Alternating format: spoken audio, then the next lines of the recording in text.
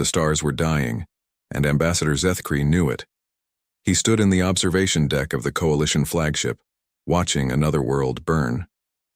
The planet below had been home to 3 billion Alterians just yesterday. Now it was nothing but a blackened rock, stripped of everything that made it alive. The Vorthak swarm had come and gone in 12 hours, leaving behind only death. Zethkri's 6 arms trembled as he held the communication device. The message he was about to send would either save his people or doom them all. For months, the Coalition Council had debated this moment. The idea was so dangerous that even speaking of it was considered treason by some. They were going to contact the Deathworlders. The humans from Sol 3 were whispered about in dark corners of Coalition space. Stories told of a species so violent that they had turned their own world into a training ground for warfare. Their planet was covered in deadly creatures, poisonous plants, and weather that killed without warning. Yet somehow these humans had not only survived but thrived in such a nightmare world. Most civilized species avoided death worlds completely. The few that had evolved on such planets were considered unstable, dangerous, and impossible to reason with.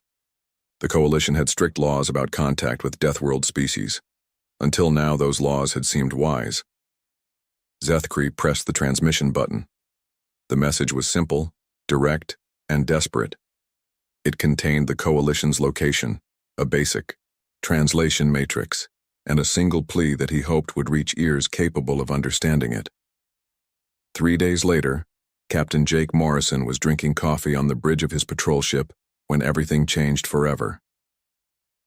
The Iron Wolf was a small vessel by Earth military standards designed for long-range patrols around the outer colonies. Morrison had been captain for 6 years, and in all that time, the most exciting thing he had encountered was a broken mining platform near Jupiter.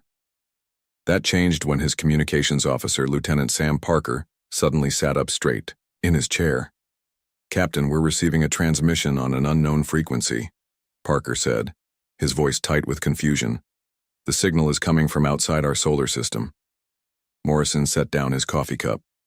First contact protocols had been theoretical until this moment. Every officer in the Earth Defense Force had studied them, but none had ever expected to use them.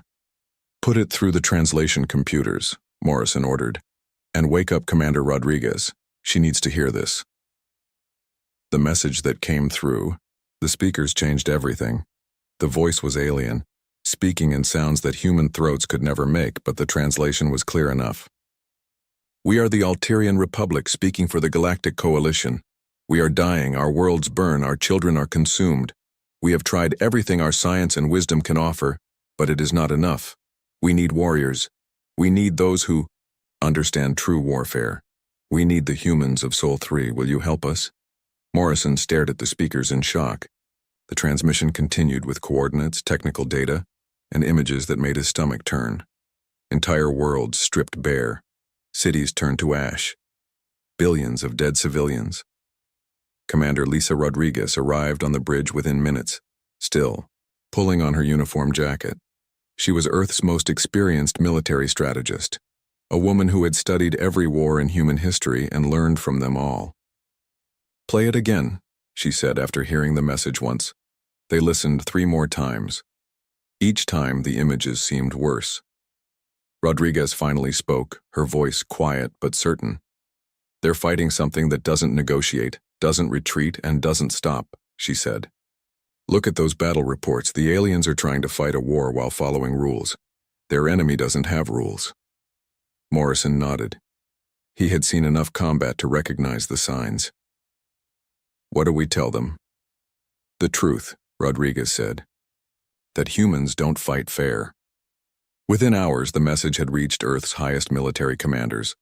General Patricia Williams convened an emergency meeting of the Defense Council. Politicians, scientists, and military leaders argued through the night about humanity's response. Some wanted to send medical supplies and food. Others suggested trying to negotiate peace between the aliens and their enemies. A few wanted to ignore the message completely, fearing that contact with advanced aliens would end badly for humanity. General Williams listened to all of them, then made the decision that would define humanity's place in the galaxy. "They didn't ask for medicine or food," she said, her voice cutting through the debate. They didn't ask for negotiators or peacekeepers. They asked for warriors. They asked for us. The politicians protested. Humanity had no idea what they were facing out there. The risks were enormous. Starting an interstellar war could destroy the human race.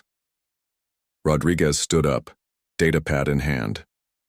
"I've analyzed their combat reports," she said. "These Vorthak things have destroyed 47 worlds in the past year. They're not stopping, they're not slowing down, and the Coalition is losing." She activated the holographic display showing the progression of Vorthak attacks across Coalition space. The pattern was clear and terrifying. At their current rate of expansion, they'll reach human space in 18 months, Rodriguez continued. "We can fight them now with allies and on their territory, or we can fight them later alone and in our own backyard." The room fell silent. The math was simple and brutal. General Williams made the call. "Send a response. Tell them we'll help. And start preparing our fleets." Captain Morrison received his new orders 48 hours later. The Iron Wolf would carry Earth's response to the Coalition, along with a small diplomatic team and enough firepower to make humanity's intentions clear. As his ship prepared to make humanity's first interstellar journey, Morrison read the message he would carry to the dying aliens. It was short, direct, and very human. "We received your call for help. We're coming. When we arrive, your war will end. One way or another." The Iron Wolf jumped to hyperspace, carrying with it the hopes of a dying galaxy and the promise of Earth's particular brand of salvation. Behind them, the greatest military force in human history began to mobilize. The aliens had asked for help.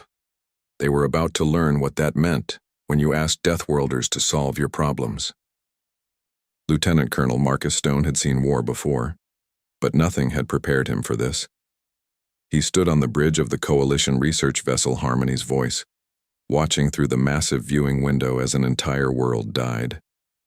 The planet below had been called New Haven by its inhabitants. 3 hours ago, it had been home to 8 million Coalition citizens. Now it was becoming something else entirely. The Vorthak ships moved across the planet's surface like a disease. They were not ships in any way that humans understood the word. Each vessel was a living thing, grown rather than built, with no clear beginning or end. They flowed across continents like black oil, consuming everything in their path. "How long does it usually take?" Stone asked the Coalition officer standing beside him. Commander Veltar's translator crackled as he spoke. His species looked like tall, thin humans with blue skin and 4 arms. The consumption phase lasts approximately 6 to 8 hours for a world this size. The Vorthak are very efficient. Stone watched a city disappear beneath the black tide. 8 million people, gone in less than a day. "And you've been fighting them for how long?"